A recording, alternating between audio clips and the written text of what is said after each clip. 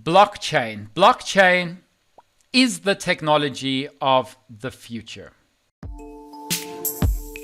Today's topic, I just want to tell you that blockchain is the technology that will allow you to create unique, specific products, programs, and services online. So you will be able to run your own businesses through blockchain without intermediaries, without middlemen, and so on. So instead of downloading a program or app or making a transaction on a regulated centralized system like Android and iOS, you'll use a decentralized system to do everything that you currently do on the internet. So what I want to do is, because we're starting this series of events with blockchain, I want to do similar to what we did last week and the 6 weeks before that, and that was discuss different industries that it will affect. So if you don't know, we've gone through about 8 weeks of how VR will shape the world, and we came up with very awesome ideas all together as a team. And I'm hoping that we come up with great ideas also in these events with blockchain. But I know it's foreign to a lot of people, so I'm going to introduce you to it. So the topic for today is 11 industries blockchain will rule the world. And I think we're going to go through 2 or 3, depending on the speed. I would say 2, and that should be enough to get a lot of ideas and thoughts as to the potential of what blockchain can do. Okay? So I don't know if you want more information. So let's start with what is blockchain.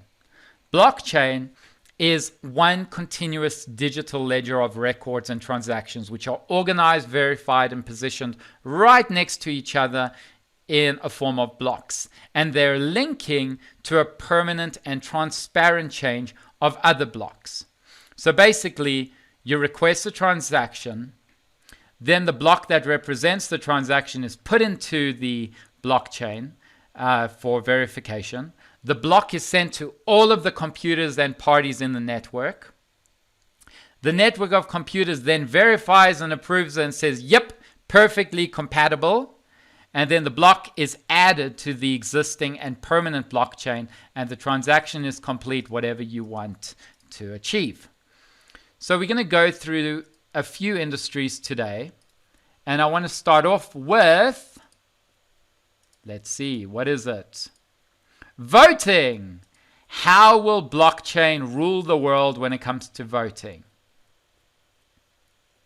So do we have any hand raisers to get an idea of how blockchain will affect the voting world? Raise your hands now, or I will continue. Okay, up to me.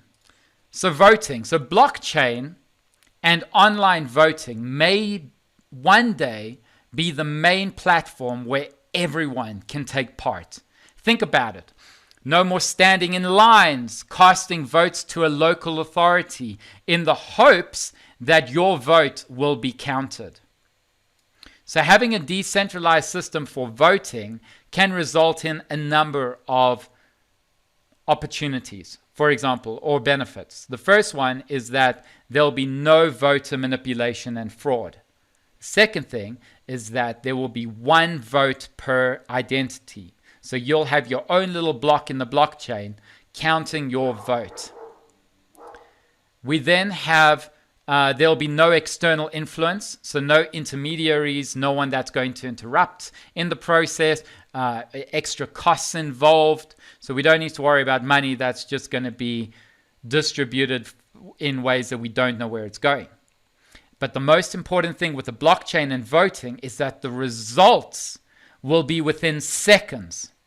We don't need to worry about this counting and papers and ballots and from this state and that state. Everything will be counted within seconds.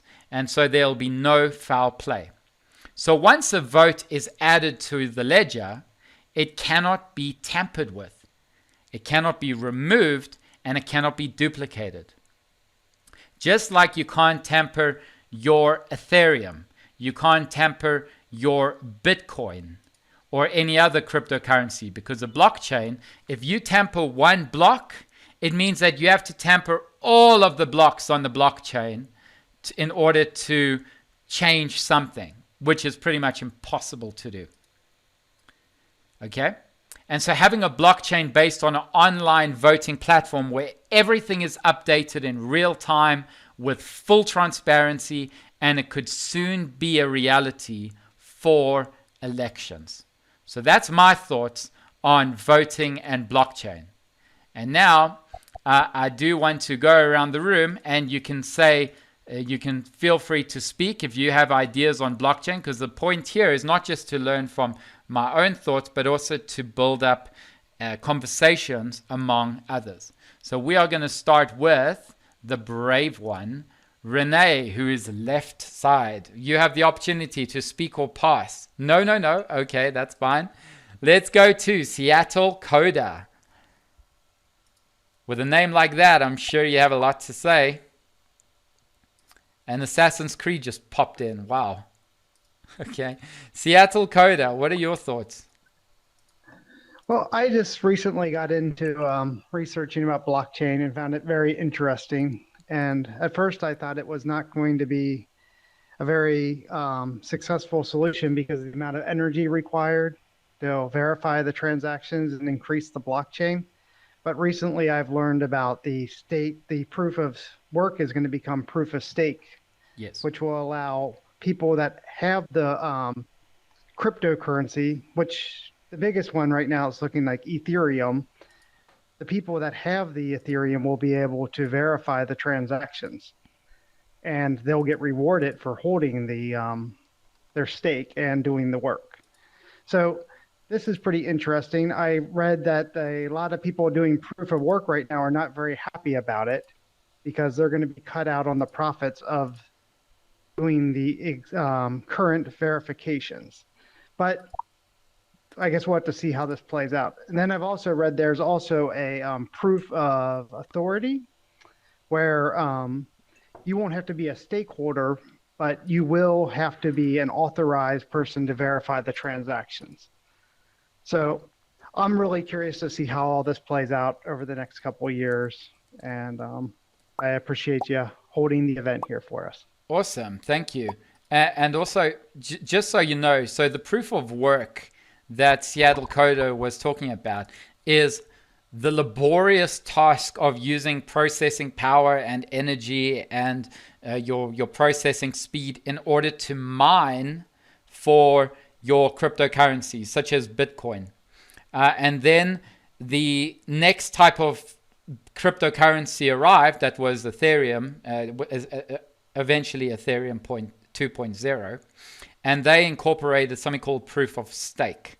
And proof of stake is a lot more better for you and me, because with proof of stake, basically it is the more you have, the more you can own. So it's actually a new method to own rewards as a form of cryptocurrencies. So instead of mining, you become a validator, or in cryptocurrency terms, a node, who earns a cryptocurrency and transaction via random and lottery process. So the more coins you own, or the more stake, the more likely you'll receive rewards and transaction fees. So, but we can go on about proof of stake as an entire event. Let's move on to Assassin's Creed. No, okay, we can move on. Next, we have Invisible Lights. Your thoughts?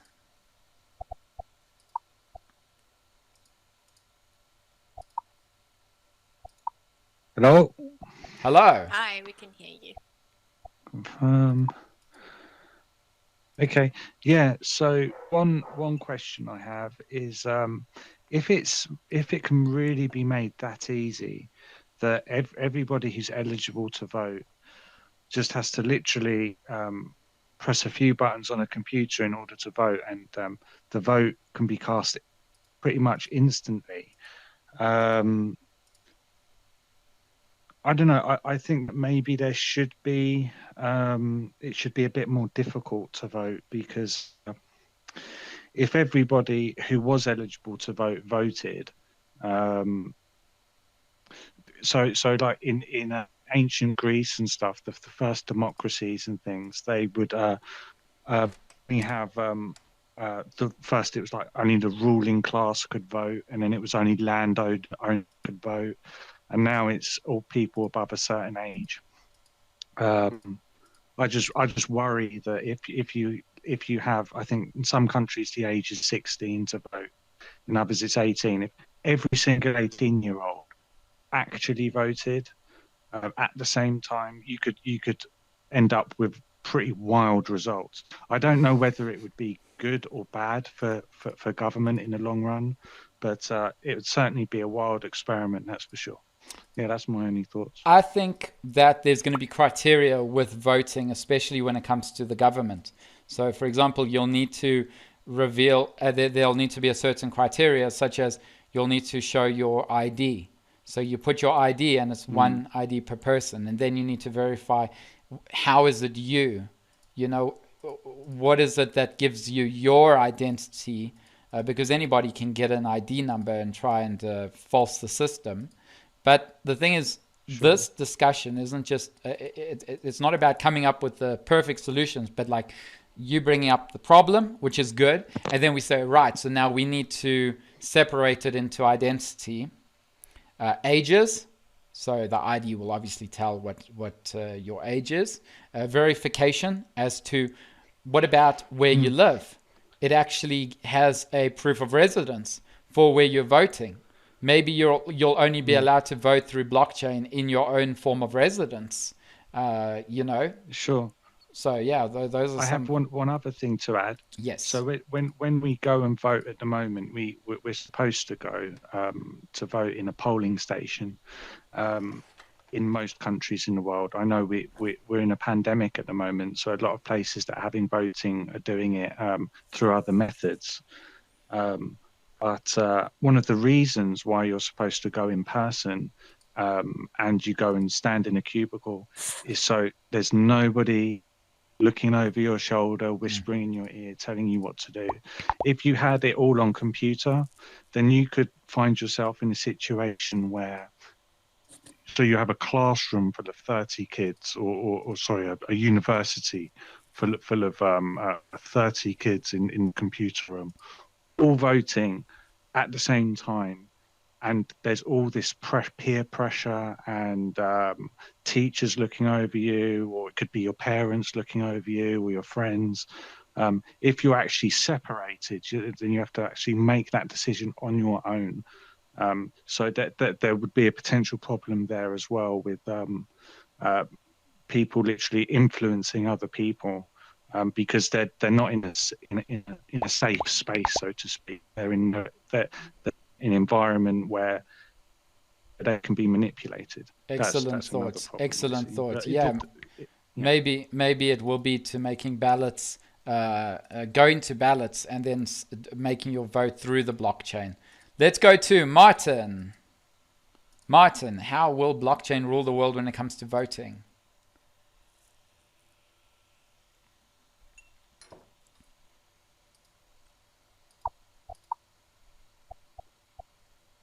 Nothing to add yet. I was just thinking the same as Invisible Light said. Awesome. Okay. Let's go to Dylan.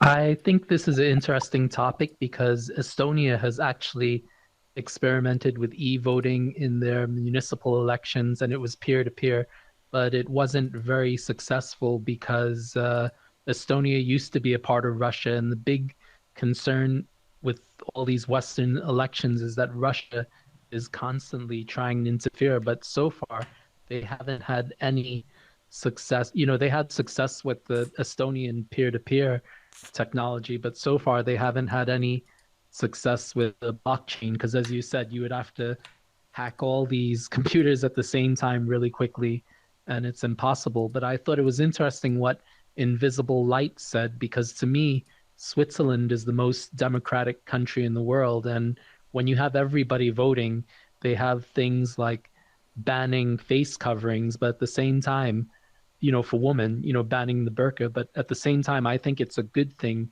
because the current trend of democracy in Europe and in North America, it's not really democratic. Like we're seeing people that work for Goldman Sachs, like Mario Draghi becoming the prime minister of Italy. We're seeing people from banks having senior positions in the governments in the EU or in the UK. And I think if you have the blockchain, it would be so instantaneous and it would create more transparency with democracy. But I think a generation might have to die because the most powerful generation most countries is the baby boomer generation after World War II, and they totally don't understand the technology, and they say, well, somebody could hack it. What about Russia? And Russia is an issue, but they haven't had any success hacking this stuff, and we need more transparency and accountability because I think that if we don't, things like the Capitol riots in DC, the Black Lives Matter riots, those will come about because people feel the system is rigged, and this is a way to level out the playing field. Thanks, Dylan. We definitely need to improve education around the world and introduce the blockchain and cryptocurrencies into the current education system, or else they are going to learn from these older generations that know nothing. All right, Paul Laff.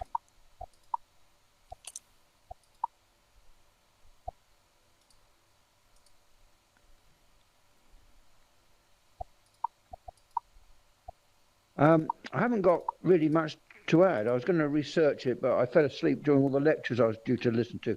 One thought I do have is I believe a certain percentage of the world is still on 2G. So when we say the world, I think we mean the developed world, yeah? Yes. That's all I have to say. All right, perfect. Thank you. Yeah, we are as limited as what our infrastructure is available at the moment. Next we have is Walker. Feel free to speak or pass. Remember, we can go through another item of blockchain today. It's entirely up to you.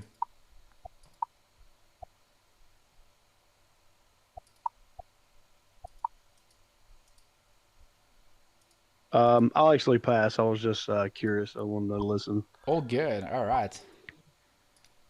And next we have is Browser. Another name that I think you know what we're talking about. Browser, hi. Hello, can you hear me? Yes. Yes, we can hear you. Okay, great. So, I personally don't see voting happening using blockchain. I can't see it in my lifetime personally.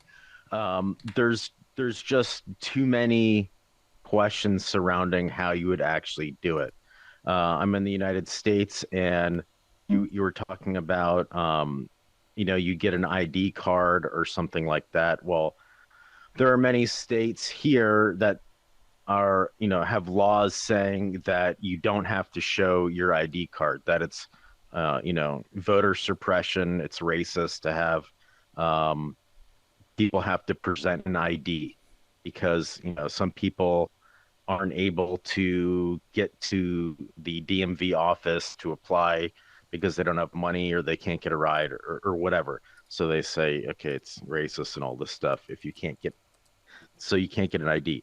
So to be able to get people to have this special high tech or whatever card to everybody in the United States, millions of people, is like basically impossible. So you have you just think of like inner city Chicago or something like that. How are you going to get an 80-year-old lady or an 18-year-old kid in inner city Chicago to somehow get this ID to then go on some computer or something like that, or go to a place and insert this card? I mean, it's like impossible. I don't see how. I mean, maybe in 50 years that's possible, but just the rules, like I think people should have to have an ID to vote. I mean, personally, I mean, it makes sense to me. You have to have an ID to drive. You have to have an ID to get on a plane. But in the United States, there's states where it's against the law to have to show an ID to vote. Brad, Yeah, to vote. So you know what I'm saying? So how would you ever get this special card, ID number, everything related to be able to have that person vote? It just seems like an impossible task. And the other thing it seems is that it would cost millions and millions and millions and billions of dollars to be able to produce this and to do testing and stuff like that. It just seems so overwhelming that the whole government would just say screw it and just continue doing it the way they've been doing it for forever. And then, regardless if people say it can't be hacked, I think that people underestimate China and Russia, but mainly China. China is basically attacking the United States 24/7, 365 days a year, attacking the government nonstop, nonstop, nonstop, just bombarding us. Yeah. So people that think that it can't be hacked, they're a lot smarter than you think. And if people think that there was voter fraud with Russia in 2016, man, whoever would lose that blockchain election is going to have some serious, lawsuits that they'd be pulling. So that's just my thought. I don't see it ever happening, but if the government could somehow pull it off, I would be absolutely amazed. I've got a question for you, Browser. It's a stupid question because I'm not aware of American terminology, but is there a difference between social security and the ID? Yeah, yes. So you have your social security card with your social security number on it, and then you have your driver's license that has your driver's license number on it. So yeah, I mean everybody has a social security card. It's 3 numbers, 2 numbers, and 4 numbers. Then you get into the whole thing of, okay, you have people that are here in the country illegally, and they want to give those people the chance to vote too, which even screws up things even more, which doesn't make any sense to me. But not everybody would be able to pull out their social security card and hand it to them.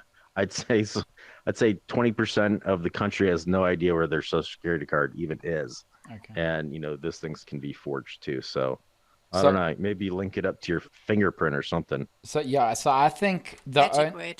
the only way to make this really plausible within your lifetime is if they Don't don't. give it away. Why are you gonna say it? No, but don't give it away. Let's carry on with around the table. I'm gonna forget what I want to talk about. Okay, let's go to Dr. Sam. Okay. Sorry. Dr. Sam, sorry. Let's give you the megaphone. Dr. Sam. Hi. Good evening, Ali. Good evening, Timon, and all the Space pals. On Alt Space, Dr. Sam. I am holding a camera for everybody, so that's why I've turned around to look at everybody. On Alt Space, Timon, Sam, there is no time. It's only good day. Yes, a good day, yeah. I have a different view to Browser. The only statement I agree with what Browser said is that some people are a lot smarter than you think. And I think when the time comes for governments to decide to use electronic voting, the system will be almost foolproof. Let's just think of it this way. You can, well, certainly in the country that I am, which has one of the most sophisticated banking systems in the world, you can open a bank account from your mobile phone. You never have to present yourself at the bank. Yeah. All you have to do is to present your ID card, which is an electronic card, and you take a snapshot of that. You take a photograph of your face, which does face recognition, And then you have a username and a password and an account number. And that way you open up a bank account, you can access all your money. And just think about it. Everybody does that. And some people have millions and millions of dollars in their bank account. Now you tell me that that's more valuable, that a vote, one vote, is more valuable than your bank account. I doubt it. So if the banking fraternity can do it, certainly we can do it. And I think as time progresses, I mean, what blockchain does is it stops at this moment in time, it stops the hacking, and it is the multiple ledgers throughout the world where you record your vote. So it is impossible to be fraudulent. And I think it is the future. I think you'll be able to vote from your mobile phone. The question about it's not legal in the United States to show an ID book, that's very easy to overcome. It's not in the Constitution. It's not in part of the amendments, the First Amendment or Second Amendment or the 25th Amendment. It's very simple. They just passed an electoral act saying that you need to show your security card, number one. With security card, face recognition, biometrics, and your username, I think you can vote. And it's probably much more efficient than going into a voting booth. Saves a lot of money and time. Old people, you can get around old people with mobile voting systems that can assist them exactly like they would access their bank account. So I think it's a great opportunity for the future. Thank you, Timon and Ali. And I think that if government does not implement the blockchain method or the online e-voting, it means it's not in their best interest rather than our best interests. And then there is shady work going on in the back. The other thing is ID card and social security is going to be a thing of the past because we have biometrics now that we can identify ourselves very easily through our fingerprints, through our eye prints. Our eye prints, is that how you say it?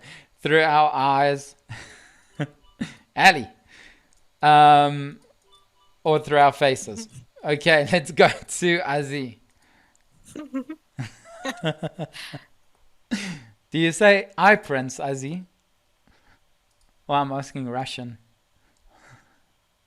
I'd say I retina signature, whatever. That's better. Yeah, this time I'm gonna try to be as short as possible. I'm not very knowledgeable about this stuff, but that's why I came here, and I'm really glad that you have these talks. But I think voting is a complicated system as it is, because I'm from Russia. Those hackers that you hear about, I don't hear them about them inside the country. And basically, I was so surprised that I was trying to Google something something I wanted to learn about the voting system here in Russia, and for some reason, even in local browser, the Yandex, when I Googled the votes, elections, something that's a sufficient number of votes, and there was zero references, zero sites about Russia. They were all about USA, as if the voting system elections, they're associated with the yes, USA. So I'm not so sure about it, but it sounds logical. If it's difficult to hack, I think that's going to be something important that we should use for these secure stuff. Yeah, I agree with Dr. Sam that when we talk about finance, there's a lot of different ways to secure the transactions, the information. So I think we could do the same with voting. It makes more sense to me. So yeah, I think that's a good idea that we could use. Awesome, thank you. And you were very close, Azi. Dr. Sam sent me a message saying it's retinal recognition. I prefer eye prints. Ali, your thoughts? Wow. I think this is a beautiful opportunity for the governments, controlled governments, to get decentralized and for a new grid to start of justice. Okay. So there's definitely going to be a shift in government control. I think it's going to become more on a global scale instead of just controlled the way it is. How voting will take place, I think pretty much Dr. Sam covered everything. The ID thing, we may have ID cards now, but I want to ask you guys, how many of us have smartphones? Let me see some hand raises. I think we should ask who Or doesn't have emojis, whatever smartphones. suits you. We all have smartphones, right? Yeah. Okay. So how many of us use unlocking on our mobile devices, whether it's face recognition, fingerprints? Who uses that? Let me see some. Okay, great. So basically, Google already has our faces, right? With the cameras. I mean, who's taken selfies with their smartphones? Right. Okay. So they already have our faces. Okay. They already have our eyes. They already have our fingerprints. Most of our phones have fingerprint sensors anyway. So all of this information is it's already in the database. And our voices. So who's to say, pardon? And our voices. And our voices. So all of our information is already stored online. So, and another thing, who has made online purchases through their mobile phone with credit cards or electronic information? Okay, I'm sure we all have. So they already have our age, they already have our address. Okay, Yeah. all the personal information. So when you order something, trust me, you're going to put in your proper details. You're going to put in your age. You're going to put in your address. They already have that. That's already stored. So everything is already linked up to you. They don't even have to do anything. Yeah. So the only thing now is for that to get implemented into blockchain, and there's your vote. And it's totally secure. As secure as Dr. Sam said earlier, the way we make purchases online or we do internet banking.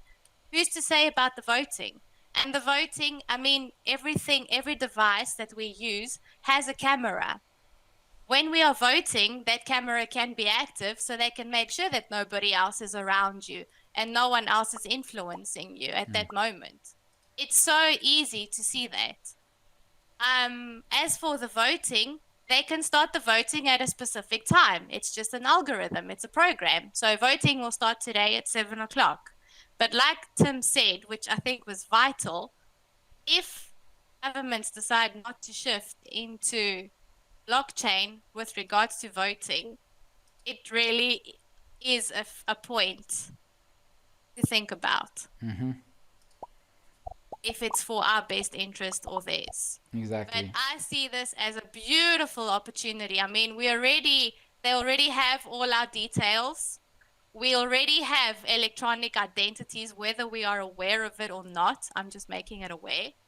So it's all about the programming and the shifting of knowledge from Google basically to blockchain, which it's more than likely to get linked. I mean, Facebook is linked to WhatsApp now, to Instagram, everything is just linked. Yeah. So yes, that's my 2 cents. I don't know if you want to add anything. No, I've added more than enough. All I know is that if the government does not find it at its best interest, tomorrow wake up on the Daily Mail, extra, read all about it. Timon and Ali are assassinated. No, I think there is a shift going on in the world. Things are changing from control, from a freedom sense. But I don't know. Anyway, that's just my 2 cents. Awesome. Opinion. Well, anyway. let's go to hands. I thought we were going to go through about 3 today, but everyone mentioned some very interesting points. Only one. And yeah, we're going to stick to this one. So I'm more than happy to. Ezio Audit, you're live. Yes. Right, so I think that the voting system, it would work against hackers, but the problem is that it is digital. So if you would have like the presidential elections in America, there are like those supporters, and if you look, the government shows you where the most votes of that, and that, so they can still just supporters cut down the power energy or something, so the whole town can't vote anymore. So there could be major changes in votes. Awesome. Thank Great, you. that's Thank you, Ezio. Next we have is Dylan. Please raise your hand if you have anything extra to say. I just wanted to respond to Bowser 21. I'm actually half American, so I know what he's saying. And the United States is so different to Norway because in Norway we don't carry around any paper cards. All our IDs are digital, all the tax stuff is digital. And I'd say the advantage of it is that Norway's become a much more homogeneous, not homogeneous, harmonious society because all the we don't use cash, and because all the money is digital, the government can see who's poor and who's rich and can transfer money adequately. And it's true, it was expensive to implement the system 15 years ago, but it's worth it because it saves so much money. And I think that's the biggest motive. You know, a lot of politicians in the United States don't want this system because they're stealing money and involved in insider trading. But in the end, they're not going to win against the business people because you're cutting out the middleman, and it's just so profitable and it saves so much money for government agencies in Norway. But also billions and billions of dollars gets lost through every voting election. And the question we got to ask is, if we move to blockchain, voting is essentially going to be a free process. And that's why I say, is it in the best interest of the government? When for them, it's actually a profitable process as well, with the officials in the government who work towards the elections. And think about it, through the ballots, through the speeches, it's all money driven. Browser.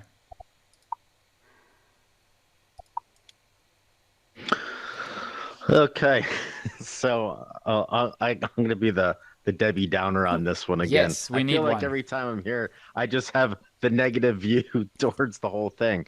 The problem again in the United States is that not everybody has a smartphone. I mean, there are many people, especially older people, that still have a phone in their house. I know a lot of people, they still have a phone in their a regular dial phone on their wall because their grandparents or their parents don't have smartphones. And the only way that they can get in contact with them is when they're using the regular dialed phone. So you have pay-as-you-go phones, you have all sorts of things in the United States. Every single person would have to have the exact same ability and access to that equipment. So some people still have flip phones. There's no way that you could vote on that. The other thing is with your phone, that phone would have to be locked down so much that it would be almost like inoperable except for to be able to vote. Like if you get a smartphone from the government, they will lock that thing down. Your office will lock it down with so much security that you won't even have. Sometimes you won't have access to the camera. You can only use certain apps. You can't download stuff, and that is super secured iPhone. And then where you can talk to people on it and stuff like that, and you don't have to worry about other people seeing what you're doing or other countries. But even then, they would probably still never trust that thing to be able to vote on. So it wouldn't be something as easy as download the election app and vote. You'd have to have a super lockdown cell phone to be able to do that. And it would just be so expensive. I think that the cost to do something like this would be tremendous. And with the eye prints that you're talking about, that would obviously be I think the best way to do it with retina. But then the problem is how do you get all those people to the retina reading station? And if you're doing a retina reading station, it's almost like going to a polling place. Just because all these people don't have access to the cameras. And then if you're doing Google and stuff like that, that's basically like owned by the Chinese government anyway. So if you throw that in the mix, it gets a little tricky. So All It's right. my So short little rant. So now, Hopefully, I'll have something positive to say. No, you know what? I love it because when people just agree, we don't learn anything. Yeah. And I really don't like it when people just agree with everything. You always got to look for the but. But like when Ellie said I mustn't reveal anything, I kind of knew where she was going with it, and that was her 2 cents, which is actually brilliant. But the thing that we are getting wrong about technology is that it's not a one thing that you must do. Okay? So, for example, when we were talking about VR, and everyone was saying, you know what, not everyone's going to get into VR.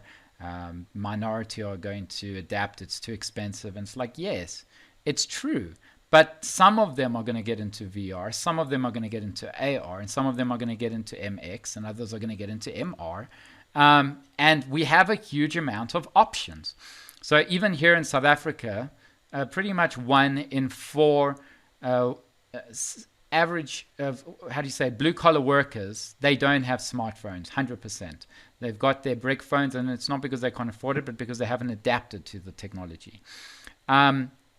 But they will have the option to vote through going to the ballots. That's what I think. Going to the ballots and doing their vote, but doing it through a blockchain.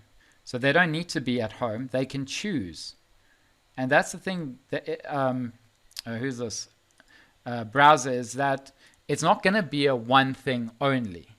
It's going to be maybe 2 or 3 things.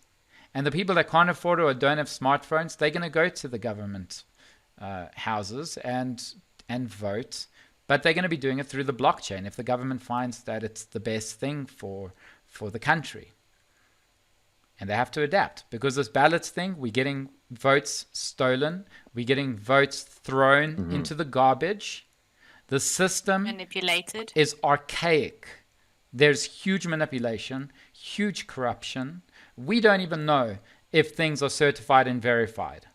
And so things do need to change because we don't trust the old system, and and there's too much human-made error and human-made corruption. So yeah, those are my thoughts. Wow, okay, hand raisers. Let's go to Seattle Cod.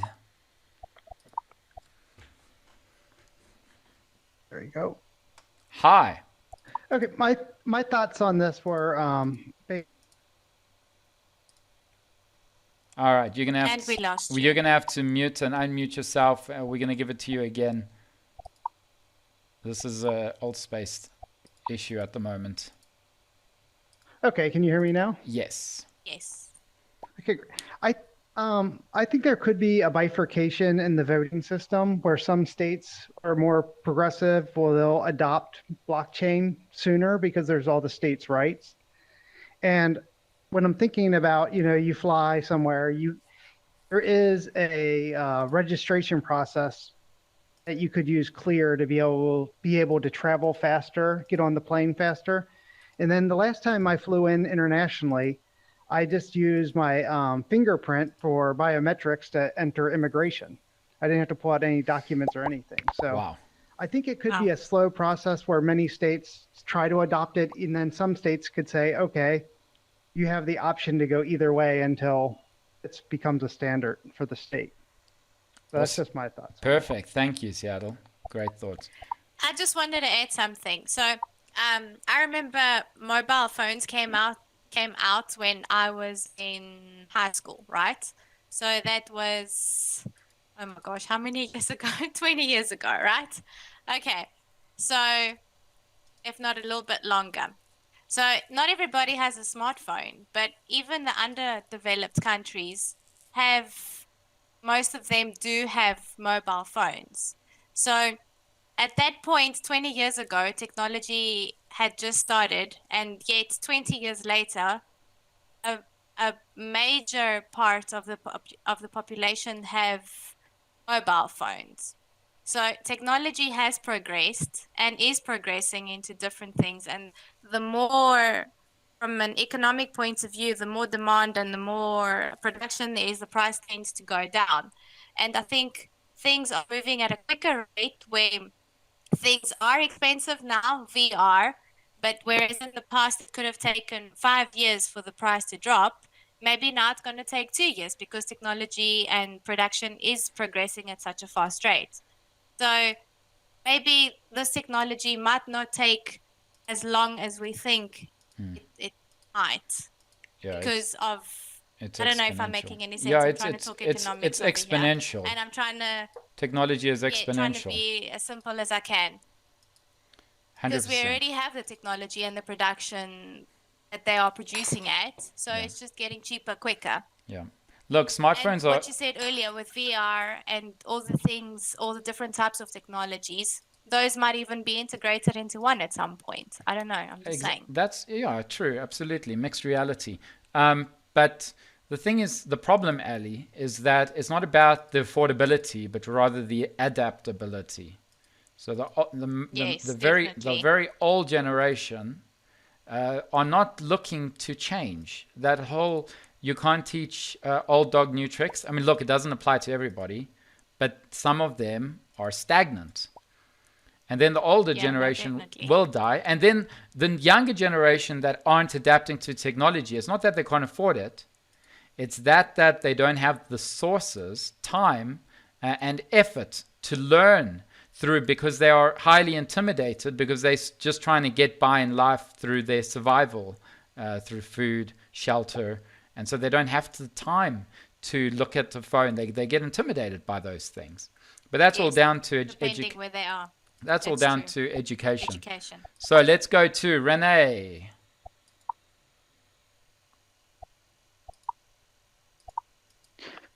Hi, sorry, I'm new to all of this, so I apologize if it doesn't make much sense. I do agree with Ali that of course we are in a much more uh I'm trying to think of the word now. We are in a much more Progressive. technology based you know era at the moment.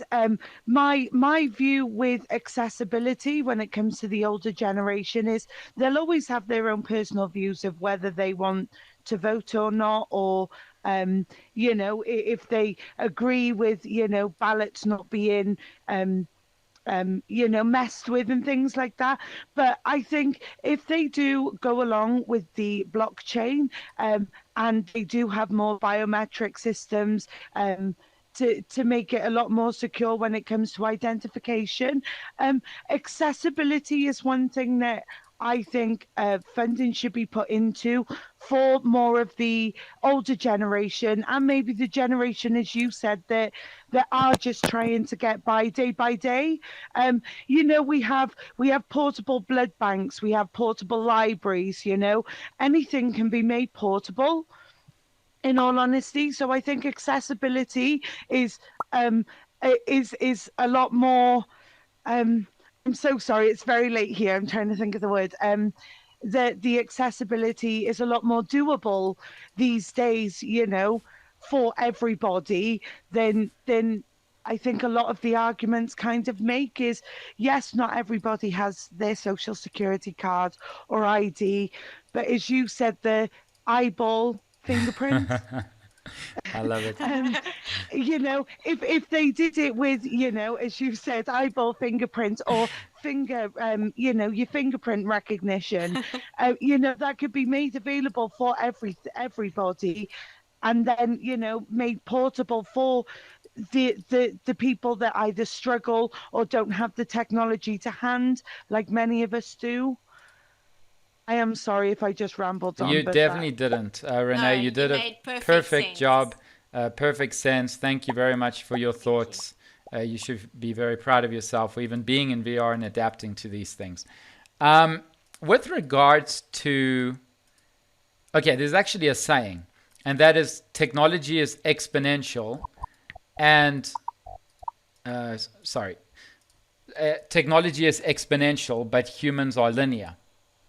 And I love that, because as technology is adapting and it is taking over the way we're thinking, we too are starting to adapt to the technology that is at the moment here, but not where the technology can be and at the rate that technology can be there. I mean, if we spoke about blockchain just 3 years ago, people would have seen it into 20, 30, 40 years into the future. But it's here. It's right here, you know, and now it's just down to infrastructure. As soon as infrastructure is here, we're going to be talking about not if it's possible, but we are going to be talking about how we can make it better for ourselves and how we can make money through it. And that's why we're having these discussions. So yeah, so technology is exponential, but humans are linear.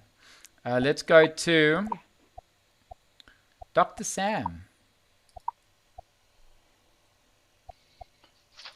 Yeah, thank you, Timon. I've got a few things I just wanted to mention.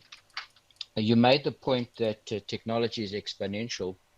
So many years ago, in the 70s, Michael Moore proposed a dictum that says that technology will double its capabilities every 18 months.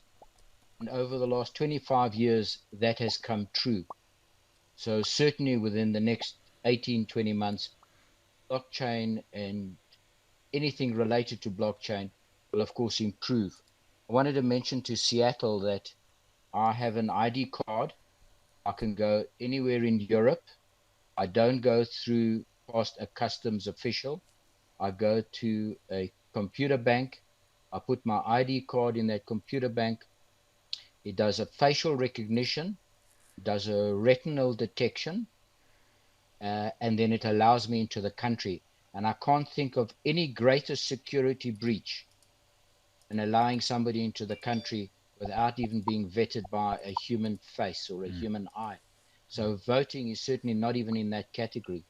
And I just wanted to pick up the theme that Browser brought up, because he brought up some very good points about the difficulties with blockchain. I don't believe that blockchain voting or digital electronic voting using blockchain will happen overnight. I think it'll be a slow transition process. I think they will do it in stages. I think that there will be a combination of the current voting system with mail ballots, early voting, and that will transition over the years to a full voting system that's digital and that, of course, is controlled or security through blockchain. The other thing I wanted to mention is that, which we haven't mentioned, is voice recognition. When I phone my bank, I don't say who I am. I don't identify myself. I speak to a consultant and I instruct the consultant to transfer money from one account to a third-party account purely on voice recognition. So it can be done. And just getting back to the point that everybody made, for elderly people who don't have a mobile phone or a smartphone, possibly voice recognition could be a technology that could be used in voting. I think we're going to transition over a long period of time into a very sophisticated voting system. And I agree with Browser that it's not going to be an overnight thing. Thank you, Timon. That's all I want. Perfect. Thank you very much, Dr. Sam. Yes, so we've got to go because it's now time. The event is over and I need to go and make English scones. So thank you so much for joining us and hope you enjoyed the first industry that blockchain will rule the world, and we'll hope to see you next week, Thursday. Thanks a lot. Feel free to stick along and also join VR Digital Citizens Facebook group for reminders on when these events are: the Social Dilemma, Moral Dilemma, Oh My Brain, and Awaken Awareness. Thanks so much for joining. And you can stick around and continue the conversation if you'd like. But I am out here. Scones are calling me. Thank you, Ali. Thank you, everybody. Thank you. Goodbye, everyone. Goodbye.